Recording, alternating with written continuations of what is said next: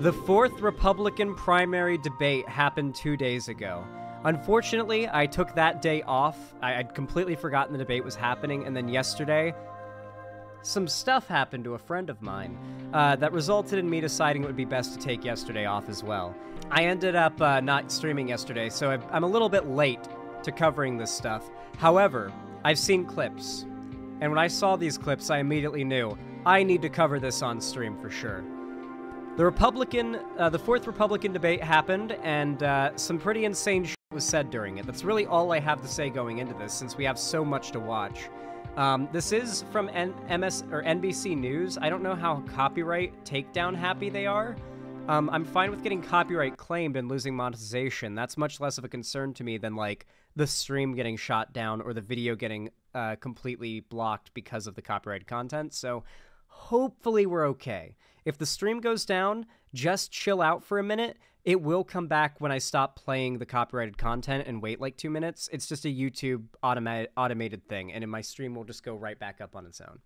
Anyway, let's see the demonic insanity that unfolded at this debate, because I have seen some clips that made me go, ooh, that's scary. If it's Wednesday, it's four candidates lashing out at each other, 40 points behind the frontrunner with just 40 days to Iowa. It's the fourth. Is it, like, really quiet to you guys, too, or is that just my, like, headset being quiet? Presidential debate, the fourth down of the battle for the Republican presidential nomination. This is a Meet the Press special, live from Washington. Okay, it was just my headset. Here's Kristen Welker. Welcome to Meet the Press special coverage of the fourth Republican presidential debate. I'm Kristen Welker in Washington. I don't care. I just want to see the debate. But with the candidates about to walk off the stage tonight, the reality inside the Republican Party and in these debate halls has been undeniable. Donald Trump is running away with the nomination, and the remaining candidates are running out of time. Seething. It was a night of personal insults and animosity, with most of the field's fire directed at each other, not the frontrunner. Instead, the night began with a rapid-fire series. Oh yeah, we're going to continue Invincible as a watch party probably tomorrow night, because I'll be streaming tomorrow as well. I'm going to try to test and see if I can record gameplay of LEGO Fortnite. And if I can record it, I can almost certainly stream it. And if I can stream it, I very well might stream some LEGO Fortnite with politics tomorrow. Because, oh my god, it's so fucking fun. It's a survival game, by the way. Of attacks aimed at the rising candidacy of former UN Ambassador Nikki Haley. You have other candidates up here like Nikki Haley. She caves anytime the left... By the way, Donald Trump is guaranteed the Republican nominee, so this is unironically just a debate for second place. This is a debate for who gets to be the vice president under Trump if he wins. Like, this is literally nothing but a debate for second place. That's it. No one here is going to be president. The best any of them can hope for is a vice presidential pick from Trump, if he wins, and that's a big if. Comes after anytime the media comes after her. I just ask you, if you're somebody that's going to be the president of the United States and you can't stand up against child abuse, how are you going to be able to stand up for anything? That is the truth. They're talking about kids being like exposed to like LGBT anything right now is what they're referring to as child abuse. Nikki, you were bankrupt when you left the UN. After you left the UN, you became a military contractor. You actually started joining service on the board of Boeing, whose back you scratched for a very long time, and then gave foreign multinational speeches like Hillary Clinton is. And now you're a multimillionaire. That math does not add up. I love all the attention. Dude, the fucking Groypers and like Zoomer Nazi types love Ramaswamy. He's basically like this election's Yang. Like the hyper-populist dude that's not going to actually get anywhere and no one's going to remember him in 4 years. But yeah. Yeah, Vivek Ramaswamy. Fellas, thank you for that. Well, Haley had the biggest target on her back of the candidates on stage, with some of the most extreme attacks from Vivek Ramaswamy, who Haley dismissed as scum following his personal attacks at the last debate. And tonight there were more fireworks. I love how, like, Republicans just don't give a fuck about respectability politics. They only expect liberals and Democrats to follow respectability politics, and they'll get mad at you if you don't. But none of them care about respectability politics, so they'll, like, just threaten each other on stage. It's just it's the craziest shit. It's so entertaining. Nikki is corrupt. This is a woman who will send your kids to die. Dog, can you imagine this moment in a Democratic national debate, dude? Holy fuck. Can you, like, what clip could have played to prove my point more? after I said that. There is just absolutely no respectability politics, dude. It's so fucking entertaining. It's so entertaining.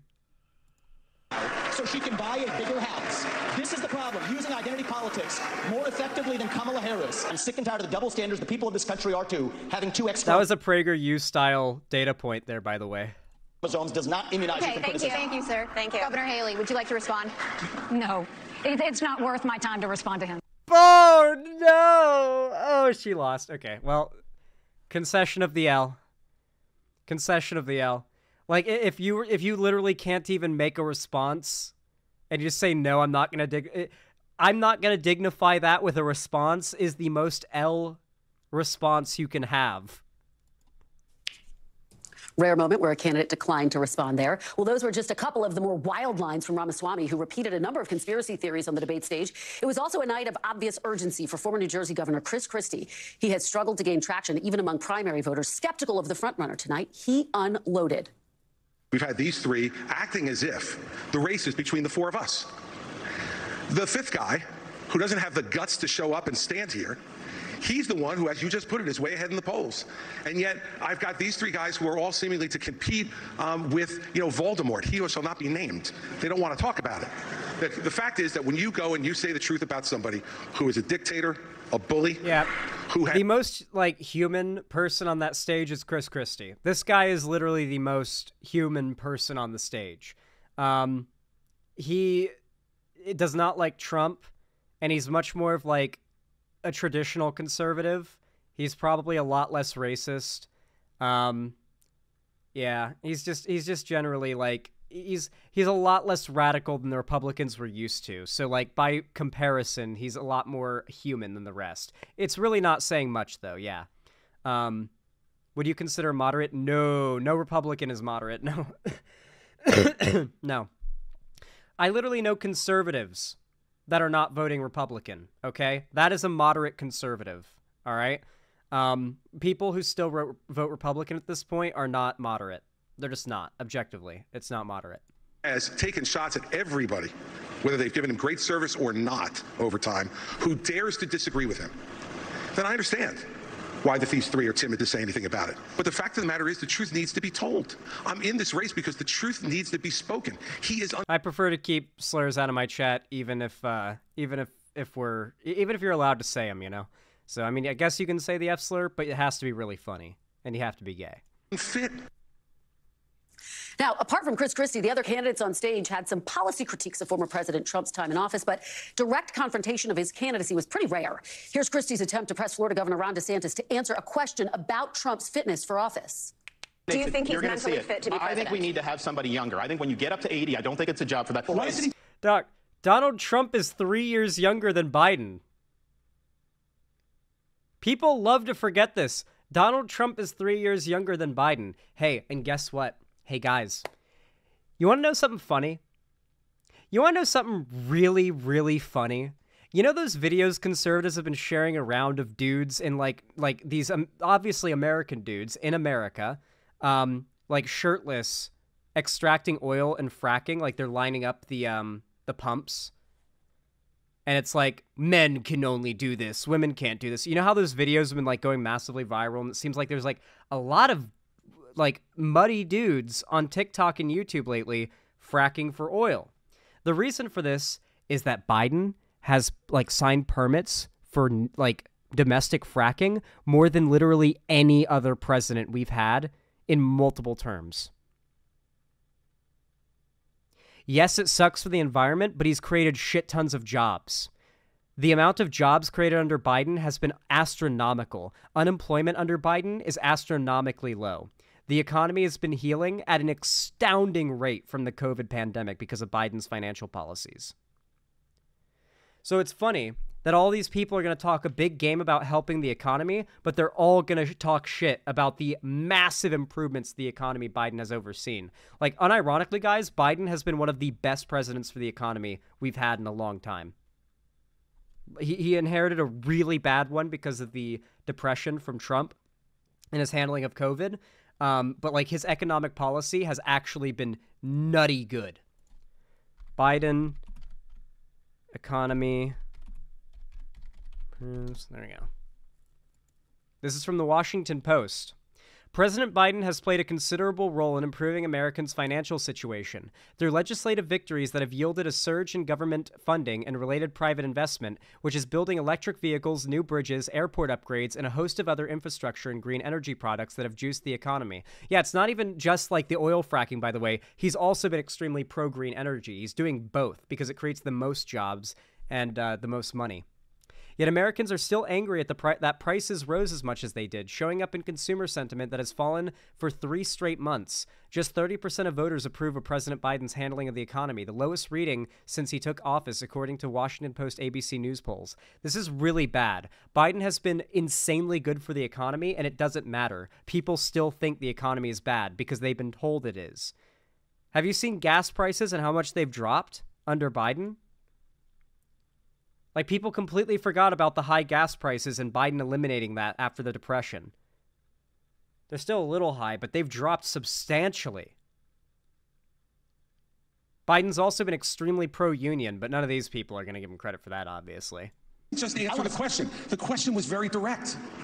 Is he fit to be president or isn't he? The rest of the speech is... Xander Hall, the economy has not been as good as it is now since the 1950s and 60s. By comparison, for the economics version of per capita, that is absolutely true. Yeah. No, you're completely right. Biden has, unironically, jump-started the economy hardcore. Interesting, but completely non-responsive. And if we were in a courtroom, they'd strike the answer and say, Governor DeSantis. No, they wouldn't. They would say you're a smart man. No, they would. No, they wouldn't. They would strike the answer because you're not answering it. Biden's not perfect. He is far from perfect, but he has been better than I ever expected he would be. On pretty much every metric, he has been better than I expected him to be. The support for Israel never surprised me. AIPAC will literally destroy your political career if you dare to speak out against Israel. They will literally fund millions of dollars. God, if you're the president, it could be more. Tens or hundreds of millions of dollars on attack ads to smear you as anti-Semitic. You cannot be publicly anti-Israel and exist in politics. There are literally... astronomically massive dark money groups put together to put out slander campaigns against any politician that dares to do so. It is an actual career ender. You have your thing. No, I don't have my thing. He's the thing. Is he fit or isn't he? You're talking about him being 80 years old. AIPAC invested $100 million against the squad. Is that true? That sounds like a lot for just the... What? You won't believe how much AIPAC is spending to target the squad in 2024. A new report reveals how AIPAC has set its sights on challenging the squad in the 2024 primaries as they continue to criticize Israel's war on Gaza.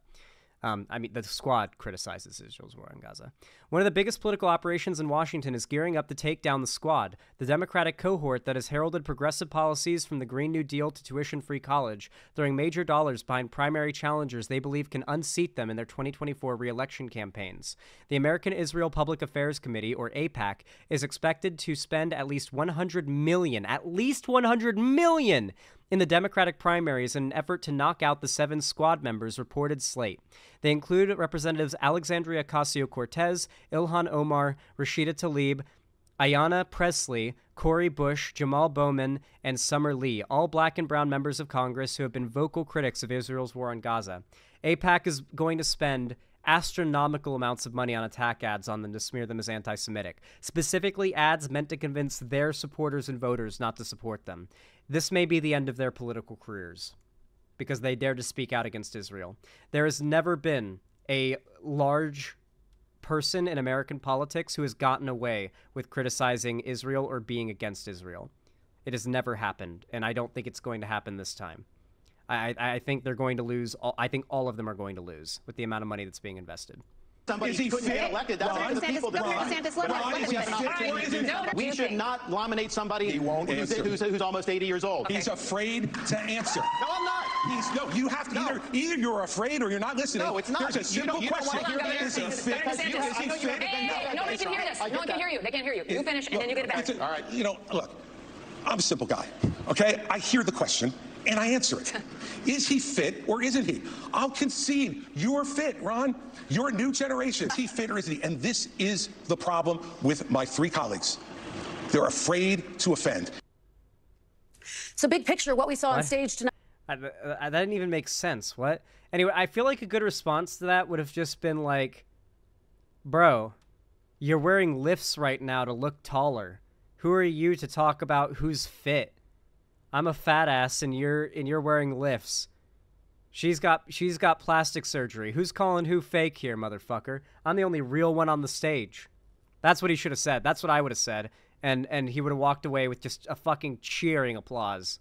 Tonight, the attacks, the deflection, the large-scale ignoring of Donald Trump's candidacy was an apt reflection of the state of this primary. Our NBC News team has every single angle of the Republican primary covered tonight. We've got reporters in the debate spin room and on the campaign trail talking to voters. We'll speak with top campaign officials about how their candidates performed on stage, and we have got the best of the best panel here. So let's get it all started with NBC's Garrett Haake in the spin room.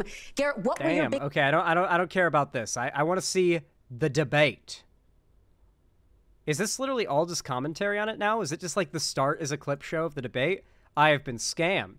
I've been clickbaited by NBC. Here's Economic Times. U.S. presidential highlights. Watch this highlights reel, sure. If we watch enough highlight reels, we'll basically see all the most insane parts. Make it clear. His conduct is unacceptable. He's unfit. And be careful of what you're going to get. He doesn't care for the American people. It's Donald Trump first. This is what I want people to understand. These people have, I mean, she has no idea what the hell the names of those provinces are, but she wants to send our sons and daughters and our troops and our military equipment to go fight it. Look at the blank expression. She doesn't know the names of the provinces. You do this at every debate. You say, no, don't interrupt me. I didn't interrupt you. I'm not done yet. The fourth debate that you would be voted in the first 20 minutes as the most obnoxious blowhard in America. Damn, okay, that was a good one. Okay. They really need, like, I feel like there's no line here. You need to be willing to just go all the way. Like, full on, go Trump mode and bully your opponents. Like, start insulting their appearances and coming up with mean nicknames for them. You're a Republican. You don't follow the rules. Like, why are they, like, halfway not respecting respectability politics? It's weird.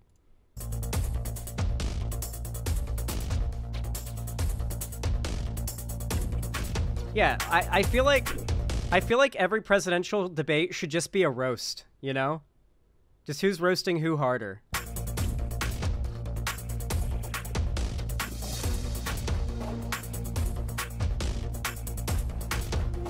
He started off his campaign by saying, I am your retribution. 8 years ago, he said, I am your voice.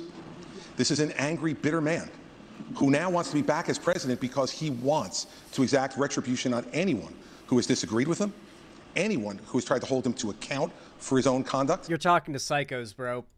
And every one of these policies that he's talking about are about pursuing a plan of retribution. And yet, at the first debate, my three colleagues on this stage, when asked if he would be convicted of federal felonies, would they still support him, raised their hand, looked into the camera, and let everybody know that they would still support him, even if convicted of federal felonies. Federal felonies, by the way. Federal felonies, which involve our election process, federal felonies which involve the most sensitive of our governmental secrets, federal felonies where he instructed others to commit crimes, folks who are now agreeing to go to jail because of what they did in his name. So do I think he was kidding when he said he was a dictator? All you have to do is look at the history. And that's why failing to speak out against him. Like, the Trump supporters literally want a Trump dynasty.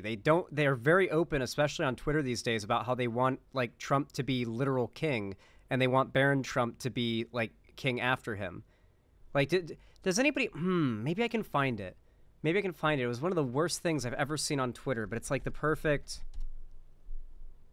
It's like the perfect representation of what I'm talking about here. Like, you can't reach these people. There's no soul in there for a lot of these people. I can't find it. Okay, it was basically a TikTok of this, like, Zoomer kid with, like, the Nick Fuentes haircut. And it's, like, me listening to boomers who want a second term of Trump talk about why he should win the election and get another 4 years when we Zoomers want him to be king. Yeah, he says we Zoomers want him to be king. He's, like, one of those, like, Zoomer nationalist accounts that wants to, like, convince people that all the young hip people are becoming Christian nationalists and... yeah, going nofap or whatever. Yeah, it's really cringe. If anyone can find the clip, it's perfect to show as an example of, like, the unreachable audience this guy is trying to reach. Making excuses for him, pretending that somehow he's a victim. empowers him. You want to know why those poll numbers are where they are? Because folks like these three guys on the stage make it seem like his conduct is acceptable. Let me make it clear. His conduct is unacceptable. He's unfit, and be careful of what you're going to get. If you ever got another Donald Trump term, he's letting you know, I am your retribution. He will only be, Elizabeth, he will only be his own retribution. He doesn't care for the American people. It's Donald Trump first. Foreign policy. All right, I see a lot of people coming in and asking about the Keffals thing. Just rewind the stream. It's YouTube. You can just rewind the stream. Experience is not the same as foreign policy wisdom. I want everybody at home to note that I was the first person to say we need a reasonable peace deal in Ukraine. Now a lot of the neocons are quietly coming along to that position, with the exceptions of Nikki Haley and Joe Biden, who still support this, what I believe is pointless war in Ukraine. And I think those with foreign policy experience, one thing that Joe Biden and Nikki Haley have in common is that neither of them could even state for you 3 provinces in eastern Ukraine that they want to send our troops to actually fight for. Look at that. Nobody is talking about putting our troops on the ground in Ukraine, and we're barely sending any money to Ukraine. The aid that we are sending to Ukraine is primarily what's called lethal aid, which means weapons, tanks, ammunition, vehicles, that kind of thing. The thing is, though, the U.S. has, no matter what Republicans try to convince you, a very powerful military, to the extent that we just have millions upon millions upon millions upon millions upon millions of dollars of military equipment, from ammo to vehicles to guns, that are just sitting collecting dust in warehouses all across America and all across random American military bases across the world. This is literally just depreciating value.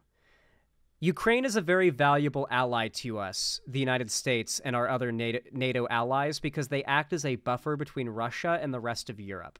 America has a very strong national interest in preserving the sovereignty of Ukraine. It is both it is one of the few cases in which America's desire to preserve its best interests actually aligns with the moral good, much like America fighting against the Nazis. It's not common, we're the good guys, but this case, we're actually the good guys. We're not giving them money, we're giving them dusty old, depreciating in value, slowly expiring, because ammo goes bad over time, ammunition, weapons, and vehicles that we're never going to get used. They're not really useful for us in modern war, because we've got, like, the top of the top tier, like, technology. Mostly, we've got drones and shit, right?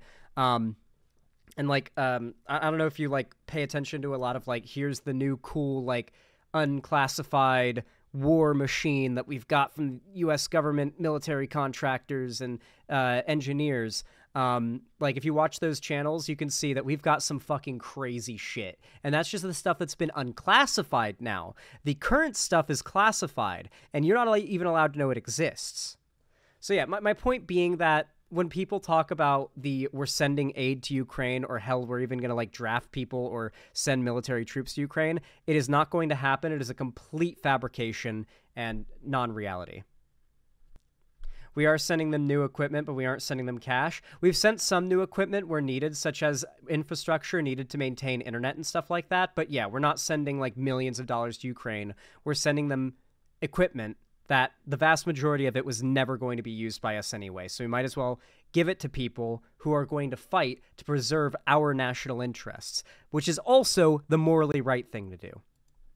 This is what I want people to understand. These people have, I mean, she has also, Ukraine is literally the biggest grain exporter in the world, I believe. So you kind of, like, I think the world has an interest in Ukraine not being fucking decimated, considering, like, we eat a lot of grain.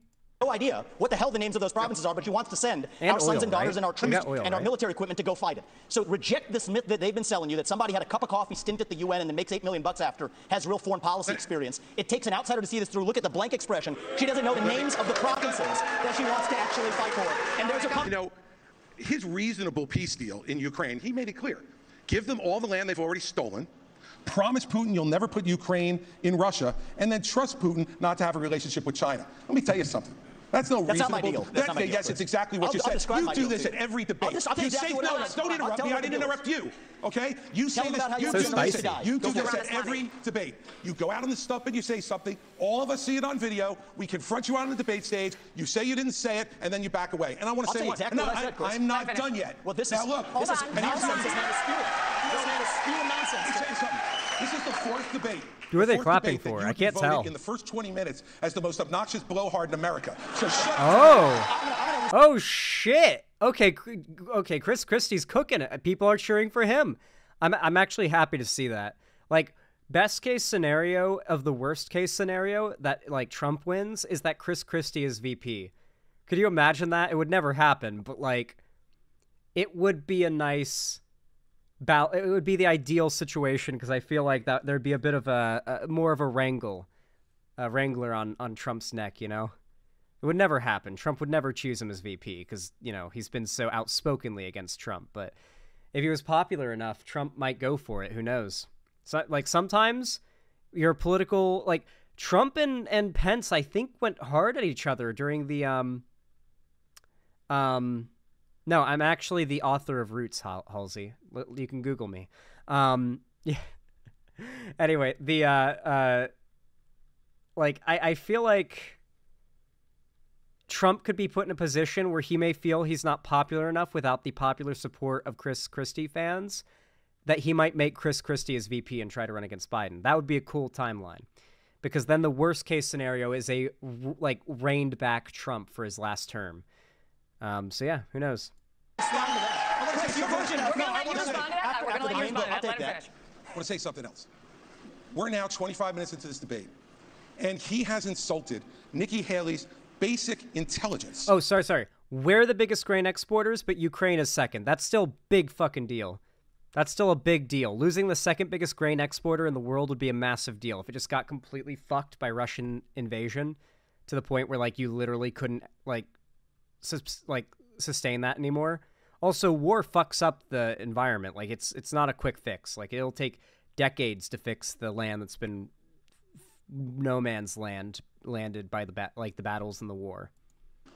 Not her positions, her basic intelligence. She doesn't know regions. She wouldn't be able to find something on a map that his 3-year-old could find. Look, if you want to disagree on issues, that's fine. And Nikki and I disagree on some issues. But I'll tell you this, I've known her for 12 years, which is longer than he's even started to vote in the Republican primary. And while we disagree about some issues and we disagree about who should be president of the United States, what we don't disagree on is this is a smart, accomplished woman, and you should stop insulting her. So I'm going to take this several times over. So first of all, I think we just Jesus, the white knighting. We learned 3 things. We learned 3 things right there. First of all, Chris Christie also doesn't know what provinces in eastern Ukraine he actually wants us to fight for. Chris, your version of foreign policy experience was closing a bridge from New Jersey to New York. Yeah. So do everybody a favor. Just walk to... Wait, that's based, though. Do you know how many New Yorkers were kept from accidentally driving in New Jersey? That's based as fuck. The worst thing ever as a New Yorker is accidentally making a wrong turn and ending up in New Jersey after paying a bullshit-ass toll. The less roads from New York to Jersey, the better. That's based as fuck. Off that stage, enjoy a nice meal, and get the hell out of this race. When it comes to Nikki, not even joking about this is rich, because when she was governor of South Carolina, she was the #1 ranked governor of bringing the CCP into her state. She wrote a love letter to the Chinese ambassador saying how great a friend China is. You can look at it. We put it on our website, rondesantis.com. There's also a video of her as governor standing in front of a Chinese flag with a Chinese business saying that she now works for them, talking about this Chinese company. So she's been very weak on China. Now, here's the problem. I would love to see a presidential candidate that, like, picks a really unpopular state with all other Americans and makes it a political point to shit talk the fuck out of that state and everyone in it. You know, like, let's say it's, you know, New Jersey would be a good example, you know? Like, what if they were just like, you know what? I don't even care about the Electoral College votes from New Jersey. Fuck New Jersey. We're all thinking it. Everyone on this stage is thinking it, and they're too cowardly to say it. I don't care how many votes I throw away from this, because I'm real, and none of these people are real. Fuck New Jersey. It's a shithole, and we need to pave over it and turn it into something that actually contributes to this country. I feel like that would unironically garner just the biggest fucking cheers from the audience. No, Connecticut is nice. I've been to Connecticut. It's nice as fuck. I went on vacation as a kid to a place called Old Saybrook, Connecticut, and it was really nice. There's this place called the Big Y. It's a grocery store there where you can literally pay like $20, something like that. I don't even know with inflation now or whatever. And you get a pizza that's so big you might not have a table that can fit it. I'm not even joking. Like, you probably don't have a table that can fit it unless you've got a big dining room table. It's a big fucking pizza, dude. It's like, it's a big fucking pizza. Like, you probably don't have a table big enough to fit it. is different, but the one, her donors, these Wall Street liberal donors, they make money in China. They are not going to let her be tough on China, and she will cave to the donors. She will not stand up for you. 15 seconds, Ambassador. Every bit of Republican fear-mongering about deficit and debt to China is just fear-mongering. It's an extremely complicated topic, but it basically boils down to we are very vested in China's success, and as much as we may have a little bit of a spat, China is very invested in our success. If America went belly up tomorrow, China would just fucking suffer. Even though China is somewhat diversifying their imports from other countries, they would still absolutely go belly up themselves. And if China went belly up, so would we. We have exported so much of our manufacturing to China because of the much more lax labor laws there, and the much more lax pay that we're able to do, that, like, I hate to say it, chat, but half of you guys would not be able to afford a cell phone if we constructed them and sourced their materials and everything ethically and, like, what's the term for it, in America. You just, like, more than half of you wouldn't be able to afford a cell phone. They would be so much more expensive. Yeah, it's just locally, yeah. It would be astronomical. The only reason that so many luxury goods are available to even some of the most poor people in this country is due to the outsourcing and economic and labor exploitation of people across the world from us. It's a sad reality, but it's true. Domestically, thank you, Periwinkle. That's the word I was thinking of. First of all, he's mad because those Wall Street donors used to support him and now they support me. The second thing is he has a company, a Chinese company, UGAS, that he just did a rally there last year. Like, for example, you may think, like, the slavery stuff they do is unnecessary for, like, keeping the costs where they are, but, like, look at, like, the Gulf states. Look at, like, Dubai, for example. It is possibly one of the most opulent and garish countries of all time. And the reason they are able to have that level of opulence is because it's built by slaves. They don't pay their workers. They have a massive class of refugee slaves and debt prisoners that literally completely run the country. All money can go into importing the materials necessary. No money needs to go into paying workers because they have slaves. And poop trucks that have to siphon down the poop from the high skyscrapers, yeah. Yeah. They have given you $340,000 in campaign donations between them and their employees. They are tied to the Communist Chinese Party. Jinko Solar is another one. They went and expanded. You gave $2 million in subsidies. I banned China from buying land in the state of Florida. The Department of Homeland... I ejected the Confucius Institute. Nikki Haley brought Confucius Institutes to the universities in South Carolina. That is not true. I ejected them. So I have a record of standing up and do what's right. And here's the thing. You have a record of lying. She's trying to say things like that. Even the liberal media groups that usually if I say the sky is blue, they'll fact check me and say that's wrong. They looked at her charges. They said it was totally false, that they could not find one instance of me. I just can't take him seriously now that I know he wears lifts. Recruiting a Chinese business coming to Florida. You know why? Because we never recruited any Chinese businesses to the state of Florida. Thank you. North Star here is... How is it bad for China to do the thing that we're doing that's causing our deficit? Hold on a second. Chinese businesses in America means money from America to an extent goes to China, but at the same time, that generates jobs in America. Chinese companies don't just export a bunch of Chinese workers from China to go work the jobs. When a Chinese company starts, like, building factories and stuff in America, they're going to be hiring Americans. That's going to be American jobs. That's going to be more money going into the American economy. The more spending power the average working class American has, the better the economy is. This has always been true.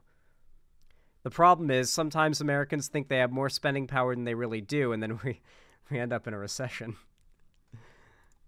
transgenderism is a mental health disorder. We don't let you smoke a cigarette by the age of 18. We don't let you have... This is where the Overton window is at, guys. An addictive drink of alcohol by the age of 21. And I just challenge Ron DeSantis... The difference is that the overwhelming scientific and medical consensus is that gender transition is the cure to horrific conditions that many trans people are subjected to prior to transition and validation, while smoking and drinking are overwhelmingly agreed upon by the same scientists, academics, and medical professionals to just be a poison that kills you but makes you feel goofy while it does it, so you get addicted to it. That's kind of the fundamental difference. It's kind of like saying, we don't let kids drive. Why should we let kids have chemo? Because one, it can get you killed, and the other is a cure for a disease. To go one step further and support what I think it's not even comparable, though, because chemo is also poison, but transitioning is in no way, shape, or form poison. For many people, in fact, transitioning makes them healthier. If you're a trans guy, you're definitely going to be healthier after you transition, especially if you're taking hormones. It's just you can't not get pumped full of testosterone and come out of it really, like, in a lot better shape. And while trans women will probably be in less physical shape, it's not impossible for trans women to be in good physical shape. Generally, estrogen is going to result in lowering of bone density, lowering in muscle mass, lowering in strength, and pretty much every aspect of benefit that a male might have physically. Particularly the sooner said hormones are taken. Now, this is, of course, not a bad thing when you consider the fact one of the core arguments these people have is that trans people are going into sports and dominating because they have an unfair advantage, but they are also advocating against the overwhelmingly agreed upon by the scientific and medical community thing that would eliminate said advantage, which is getting on hormone blockers and on hormones at an appropriate time. Hormone blockers, once puberty starts, and hormones, once they are old enough and have been under medical supervision and psychological supervision long enough to 100% guarantee, we're not going to end up creating someone who's going to be in a PragerU detransitioner documentary in 5 years. Clearly within the authority to do, using federal funds just like Reagan did in '84 for the Highway Act that said the minimum drinking age needs to be 21. We can do the same thing when it comes to banning genital mutilation or chemical castration. Okay. I know Ron's been... Okay. That is an interesting way to say gender reassignment surgery. I guess it's referred to as sexual reassignment surgery these days, and something that is offered as a consensual medical... Like, could you imagine any of these people on stage advocating against the husband stitch? That's my question. Could you imagine any of the motherfuckers on this stage saying that we should ban the husband stitch? Who here doesn't know what the husband stitch is? Oh, people here... People don't know what the husband stitch is. Get ready to cringe. Get ready to cringe. Get ready to cringe. The husband stitch refers to an extra stitch that some women may have received after vaginal delivery led to their perineum becoming cut or torn. This stitch extends beyond what is necessary to repair a natural tear during childbirth or a cut from an episiotomy. Sorry. The supposed purpose of the husband stitch is to tighten the vagina so it's pre-delivery state. It is important to note that the husband stitch is neither an accepted practice nor an approved medical procedure.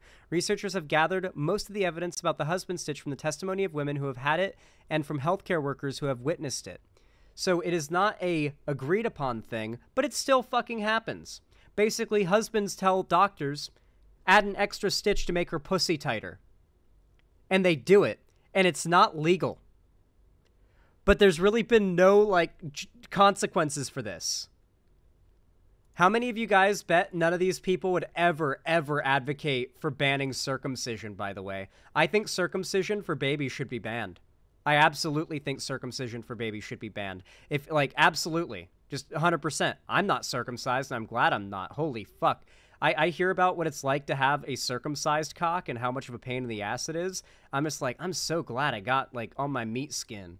Yeah, I genuinely think circumcision should be banned. But you'll never see any of these people advocate for, like, a hardcore crackdown on doctors that end up doing the husband stitch. And you'll never see a hardcore crackdown, or these guys advocating for a hardcore crackdown on the banning of circumcision. I did not expect to know that ever. Listen, guys, I don't feel like it's TMI to tell you that I'm uncircumcised when we're having a conversation about whether or not circumcision should be illegal. Because, like, now you guys don't have to speculate about where my motivations would be. I know the joy of having foreskin, and I wish all could experience it. I'm clear about that on the federal level. I'm crystal clear. That's where I stand. Got it. That's a mental health disorder. That's where I need to be at. Amazing. No doctors agree. Anyway, I feel like it's a good time to show that, like, I have to mute it because it's copyrighted music, but I love showing this whenever we hear some insane anti-trans misinfo. An actually good update came to Twitter recently, and it's the update to the media tab. It has never been easier for me to scroll through my media and find a specific video that I've been looking for. It's so much easier now. I found this in literal seconds. It used to take me like 10 minutes. Anyway, this meme goes hard as fuck. I have to mute it, though. Copyright. Imagine there's music.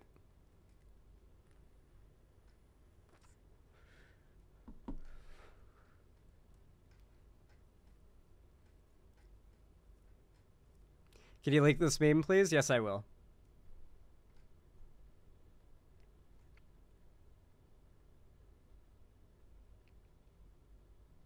It's so good. And because you got to remember, though, conservatives are so opposed to even hearing what their opposition has to say because they have to, like, live in their own, like, created reality. And if they get exposed to the real world, everything falls apart. So you have to trick them into watching the video. That's the funny part. It starts with some, like, Jesus shit to trick them into clicking. And then the troll face. And then they just get blasted with reality faster than they can even pause or close the video. Like, it's a jump scare of reality and facts and data, and, like, they have to, like, quickly close it and scroll away, but they won't be able to do it fast enough before they see a flash of studies that go against their worldview, and they'll try to deny it. They'll try desperately to deny it, but, you know, you tricked them. Yeah, reality jump scare for a conservative. Oop. There's a link to the video, by the way, guys. I figure you'll like that.